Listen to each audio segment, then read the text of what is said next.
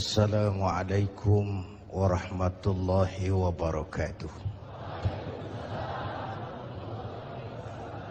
Hadirin dan pemirsa TV One yang saya hormati,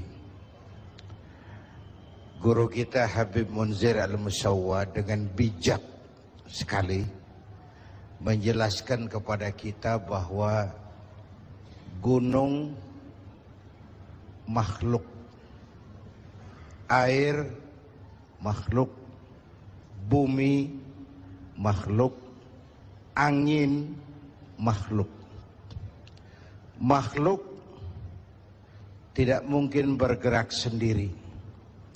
Ia tunduk kepada penciptanya. Jadi logikanya, mulai hari ini baik-baik dong sama yang bikin angin, supaya niupnya nggak kekencengan. Baik-baik dong sama yang bikin air, supaya datangnya sesuai kebutuhan kita. Baik-baik sama yang bikin gunung, supaya meletusnya pelan-pelan.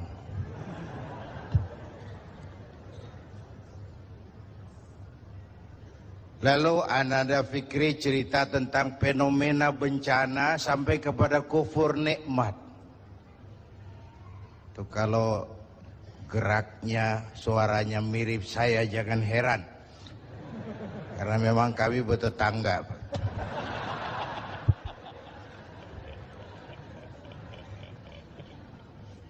Hari ini saya tergelitik dengan tema Bung David tadi. Apa yang bisa kita korbankan untuk saudara-saudara kita yang setengah menjadi korban? Mundur dikit tentang korban. Sisi lain, Nabi Allah Ibrahim, nabi kaya. Beberapa nabi memang kaya tuh. Nabi Sulaiman, nabi kaya. Nabi kaya. Pernah beliau nyembelih hewan, onta 300 ekor, kambing 1000. Dagingnya habis dibagiin fakir miskin. Onta 300, kambing 1000. Belum pernah kita dengar konglomerat kita korban sapi 300, belum. Atau juga kurus.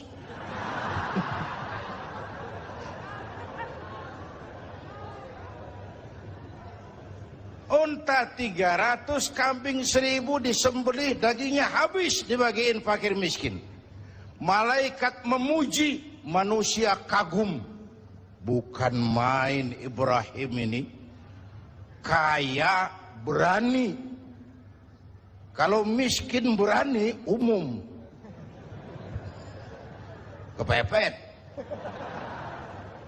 Kaya berani. Sekali nyembelih hewan, onta 300, kambing 1000. Dikagumi malaikat, dipuji manusia, timbul sifat manusiawi beliau. Kalau onta 300, kambing 1000 mah kecil. Jangan onta, jangan kambing. Andai kata saya punya anak sekalipun, diperintahkan untuk disembelih, akan saya sembelih untuk mendekatkan diri kepada Allah. Tuh keluar tuh ucapan. Kenapa? Waktu itu beliau belum punya anak, jadi ngomongnya enak.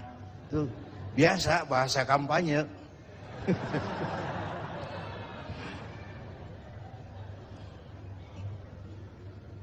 Saya mau potong ceritanya. Setelah punya anak bernama Ismail dari Siti Hajar, falamma balagha ma'ahu sa'ya, ketika Ismail sudah pandai usaha, sedang lucu-lucunya, anak sebiji mata wayang sedang lucu-lucunya, dalam tidurnya beliau melihat perintah turun, ya Ibrahim uffi binuzrika, Ibrahim bayar nazarmu.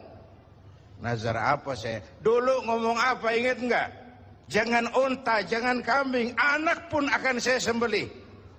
Laksanakan omonganmu, sembelih anakmu. Paginya dipikirin, ini semalam perintah Allah, pembisikan setan. Kalau bisikan setan jelas amat. Kalau perintah Allah kebangetan amat. Anak satu-satunya suruh potong, nenek-nenek kayak yang tuaan.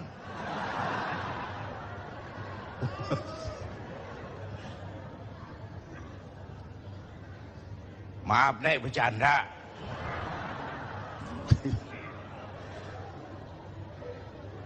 Tiga malam berturut-turut turun perintah itu, yakinlah Ibrahim ini perintah Allah. Pagi-pagi, Hajar, saya bang. Ismail sudah mandi? Sudah bang. Kasih pakaian yang bagus. Mau dibawa ke mana bang? Mau dibawa ke mana bang? Kondangan. Berangkatlah anak dan bapak dilepas pandangan mata sang ibu. Saat itu iblis repot. Kapan dan dimanapun saja kalau ada orang mau taat, ada orang mau ibadah, iblis repot. Gila ini. Anak sendiri mau dipotong. Kalau orang tiap orang imannya begini, sepi nerakanya.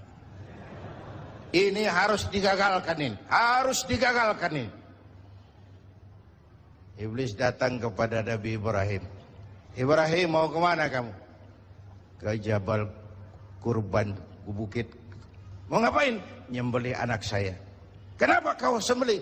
Perintah Allah. Oh jangan. Allah mah sentimen sama ente.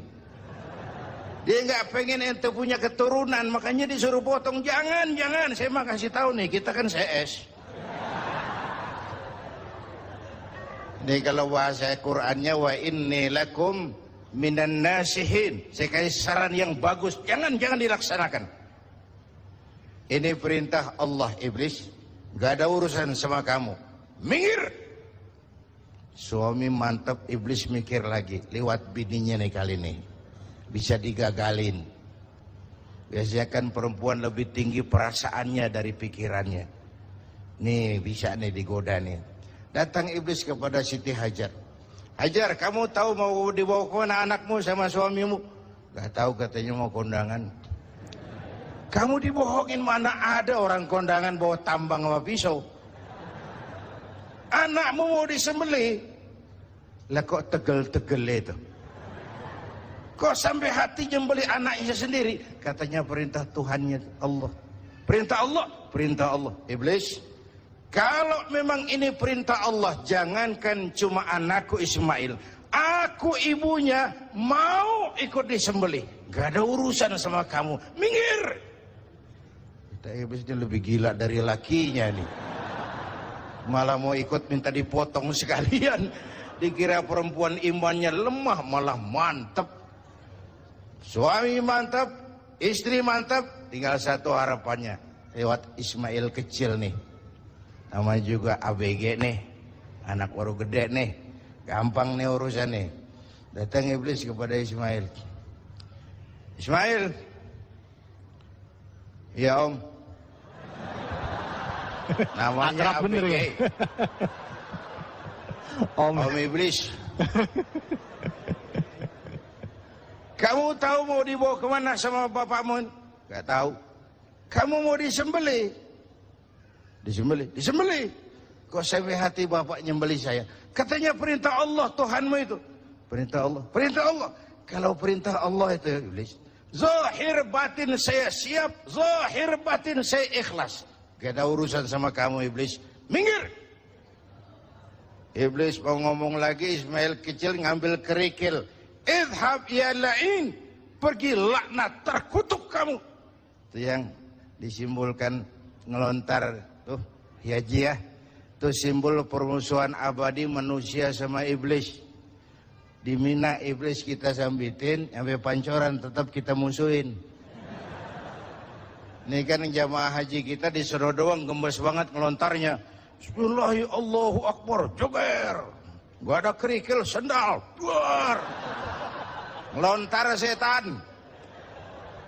Selesai haji, selesai. Pulang ke tanah air, pulang. Sampai di Jakarta, ditemenin lagi setan. Tuh setan nyengir dong, lu kemarin nyambitin gue bohong-bohongan lo. Sekarang berteman lagi. Simbol permusuhan abadi manusia dengan iblis. Perintah dilaksanakan, Ismail diganti seekor kambing kibas, dan baru karunia lagi seorang putra yang bernama Ishak. Artinya apa? Nggak pernah rugi orang yang mau berkorban. Bapak Ibu dan pemirsa TV One yang saya hormati. Pada waktu di Cangkringan, bertepatan dengan Sumpah Pemuda, saya katakan bahwa kalau kita satu nusa, kalau kita satu bangsa, kalau kita satu bahasa, maka deritamu adalah deritaku, kesedihanmu adalah kesedihanku, air matamu adalah air mataku.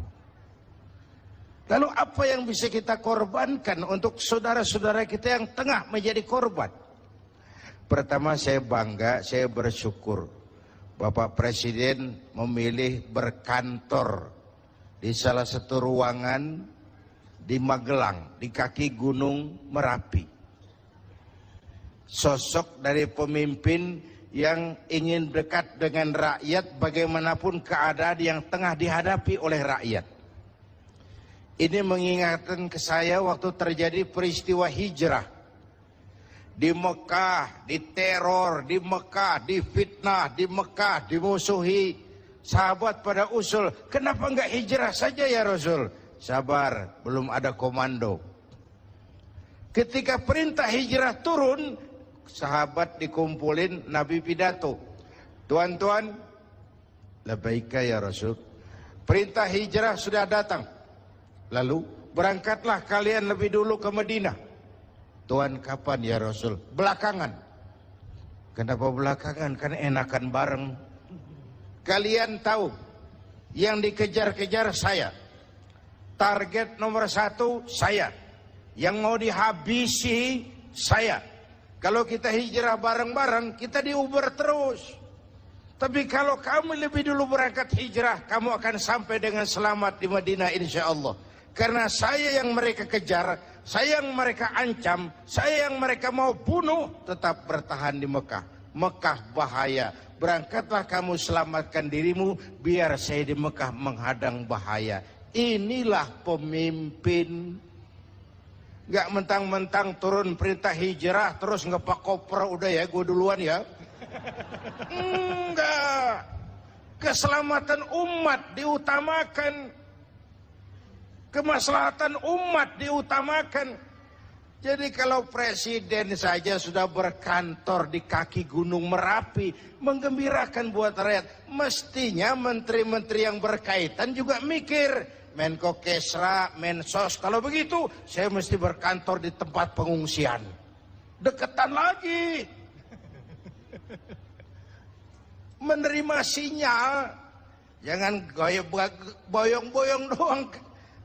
Ada empati. Man a'ana mujahidan faqad jahada. Siapa yang membantu orang yang sedang berjuang, pada hakikatnya dia juga sudah ikut berjuang. Bapak Ibu hadirin dan pemirsa TV One yang saya hormati. Wallahu fi aunil abdi madamal abdu fi auni akhi. Allah akan selalu menolong seorang hamba selama hamba itu masih mau menolong saudaranya. Dulu ada pepatah, a friend in need is a friend indeed. Itu bahasa Jawanya begitu. A friend in need is a friend indeed. Teman sejati kelihatan waktu kita perlu. Teman sejati kelihatan waktu kita perlu. Begitulah rakyat ini. Merasa ada kok, kita punya pemerintah kok, kita punya pemimpin kok, kita nggak sendiri kok, kita punya teman kok. Sesuai dengan bidang dan kemampuan kita masing-masing. Dulu Nabi Sulaiman menggalang dana untuk mobilisasi mau jihad. Bukan cuman manusia, binatang semua pada nyumbang. Mula-mula datang gajah. Gajah nyumbang kebo. Datang kerbau, kerbau nyumbang ayam, nyumbang kambing. Datang kambing, kambing nyumbang ayam. Datang ayam, ayam nyumbang burung. Datang burung, burung nyumbang belalang. Datang belalang, belalang nyumbang semut. Gajah yang nyumbang kerbau ngeledek. Belalang, kecil amat sumbangan lo semut. Liatin gue nyumbang kebo, kata gajah. Nabi Sulaiman senyum. Beliau bilang, al-hadiyatu biqadril muhdi. Jangan sombong, jah. Sama gajah ngomongnya waktu itu. Jangan sombong, jah. Biar kamu nyumbangnya kebo, itu belalang nyumbang burung. Pemberian mah sesuai kemampuan orang yang memberi. Kalau gajah nyumbang kerbau, pantas gajah gede, sumbangannya gede. Belalang nyumbang semut, wajar. Belalang kecil, sumbangannya kecil. Ini yang sering terjadi, datang gajah, nyumbang semut. Tahu masjid lagi direnovasi, mobilnya banyak, rumahnya gede, datang panitia masjid 1000.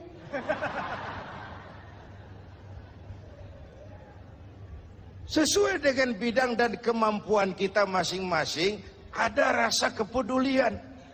Kita kan bangsa yang, Indonesia kita ini bangsa yang murah senyum. Kita bangsa yang santun. Kita bangsa yang punya semangat gotong royong. Kok belakangan kita seperti tercabut dari akar budaya kita sebagai bangsa? Tiba-tiba kita siap jadi serigala buat saudara kita yang lain. Tiba-tiba sikap gotong royong berubah menjadi individualis, menjadi hedonis, menjadi egois. Kemana itu kita yang santun? Kemana itu kita yang murah senyum?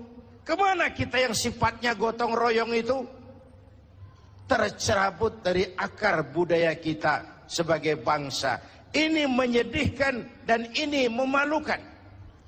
Saatnya, kan kata guru saya dulu, bencana itu 3 macam. Kalau dia menimpa orang baik-baik, itu ujian. Kalau dia menimpa orang setengah baik, itu teguran. Kalau dia menimpa orang jahat, itu persekot. Musibah menimpa orang baik-baik, ujian. Kenapa diuji? Mau naik kelas. Innallaha idza ahabba 'abdan ibtalahu. Kalau Allah mencintai seorang hamba, diujinya itu hamba. Itu ujian. Kalau orang setengah baik, paro-paro, yang bangsa bikin malaikat bingung. Sedekah mau, nyolongnya lebih gede. Baca Quran suka, fitnah orang hobi. Itu yang begitu kena teguran. Kita ini kadang-kadang pede, terlalu lewat pedenya. Sujud nggak pernah, sama ulama jauh, sama habaib jauh, ke taklim nggak pernah datang, tiap hari bergelimang dosa. Begitu kena musibah, nyohor. Gue lagi diuji nih. Siapa yang nguji? Lo. Lah kagak sekolah, ulangan. Mau naik kelas berapa nantinya? Yang diuji itu yang beriman. Ayolah kita introspeksi. Kalau diuji bukan saja harus sabar, tapi harus lulus. Kalau ditegur, introspeksi, perbaiki yang kurang, kurangi yang berlebihan. Nah, kalau dipersekotin, udah bukan istighfar lagi, taubat mestinya udah itu. Kalau istighfar kan dosa yang kecil-kecilan, maksudnya jolong sendal itu. Tapi kalau yang kelas-kelas kakap tuh taubat, bukan sekedar astagfirullah, taubat. Apalagi kita ini bangsa yang merdekanya, saya coba lihat, dengan keringat, air mata, darah, dan nyawa. Kita merdeka itu bukan pemberian Jepang, bukan hadiah Belanda, keringat, air mata, darah, dan nyawa. Bangsa yang ditempa seperti itu mestinya tegar. tahan banting, tidak cengeng. Jatuh, bangkit, jatuh, bangun, jatuh, bangkit. Nggak dapat kesulitan lalu kayak ayam sampar. Ada saat bangkit. Orang mah, kalau orang Betawi kata nih, orang mah bang kalau udah biasa susah, ketemu susah, nggak kaget udah. Ya, emang udah lalap. Saya santri nih, biasa makan kangkung, datang ke rumah temen dikasih kangkung, makanan gue ini. Dikasih daging ayam lah nambah, emang apa?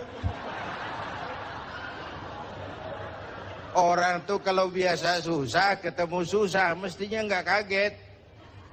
Saya santri, biasa tidur di masjid, disuruh nginep di hotel, lah pulas.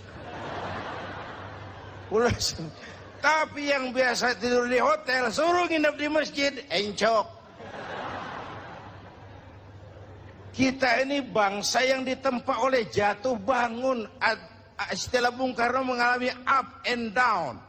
Up and down, timbul, tenggelam, jatuh, bangun, rebah, tengkurap, jatuh, bangun, timbul, tenggelam.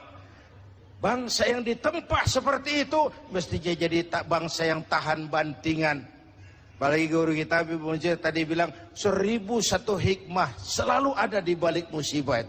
Jangan pernah suudzon, buruk sangka kepada Allah. Harus dengan husnuzon, baik sangka kepada Allah bahwa maslahatnya adalah untuk kepentingan juga, asal kita pandai-pandai melakukan introspeksi. Hadirin hadirat dan pemirsa TV One yang saya cintai, mendekati akhir dari siaran kita kali ini, sebelum dibacakan doa oleh guru kita Habib Munzir Al-Musawwa, saya ingin sampaikan catatan yang bersumber dari At-Taubah ayat 60. Bangsa yang paling banyak dapat bencana dan musibah itu Bani Israel. Penyebabnya ada beberapa. Pertama, kanu yakfuruna bi ayatillah. Mengingkari ayat-ayat Allah, kufur kepada ayat-ayat Allah. Itu yang pertama. Yang kedua, wa yaqtulunan nabiyyina bighairi haqq. Mereka membunuh para nabi tanpa alasan yang benar. Bayangin, nabi dibunuh. Ini udah mbahnya preman ini. Secara fisik. Di zaman kita sekarang banyak orang yang bunuh nabi. Bukan fisiknya, ajarannya yang dibunuh. Sunnahnya yang ditinggalkan. Kecintaan kepadanya yang dimatiin. Ahli warisnya dihabisin. Itu juga membunuh para nabi. Hadirin yang saya hormati, maka kita bersyukur dengan adanya majelis Rasulullah ini menjadi benteng kita menjaga apa yang ditinggalkan baginda Rasulullah. Yang keempat, zalika bima asaw, perbuatan maksiat yang melampaui batas. Terjadi penjungkiran nilai. Yang benar dicaci maki, yang salah dijadikan idola. Yang hak jadi ma'ruf, yang munkar menjadi ma'ruf. Terbalik pandangan orang. Yang keempat, wa kanu ya'tadun, dan perbuatan yang sangat melampaui batas. Kalau maksiat terlalu banyak, Allah murka. Kalau Allah murka, bencana turun. Kalau turun bencana, nggak cuma orang zalim yang kena. Coba lihat, Aceh, Serambi, Mekah, banyak saudara-saudara kita yang rajin sujud di sana, dihantam tsunami. Padang, negeri di mana adat basandi, sara basandi kitabullah. Ribuan masjid terbangun, dihantam gempa, luluh lantak. Bencana kalau datang nggak pernah milih. Iya, kalau kita makan nangka kena getahnya, itu sih resiko. Nggak makan nangka kena getahnya, itu sial dangkalan namanya. Tahu sial dangkalan? Jatuh ke sumur ketiban ember. Nah itu sial dangkalan namanya. Jatuhnya udah sakit, tambah ketimbang ember lagi. Bencana kalau datang nggak pernah milih. Enak kalau gempanya ngasih tahu, Kiai mohon minggir ya, mau gempa ini. Sopan bener itu gempa. Bencana kalau datang, wattaqu fitnatan la tusibanna allazina zalamu minkum khassah.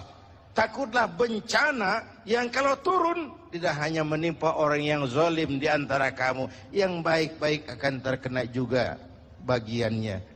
Oleh karena itu, semoga banyaknya bencana di negeri kita ini memberikan semangat introspeksi buat kita semua. Ayo kita perbaiki yang kurang, ayo kita kurangi yang memang berlebihan. Yang tadinya jauh, ayo kita mendekat kepada Allah. Supaya dengan demikian, makhluk-makhluk yang diciptakan Allah semuanya tunduk kepada perintah Allah.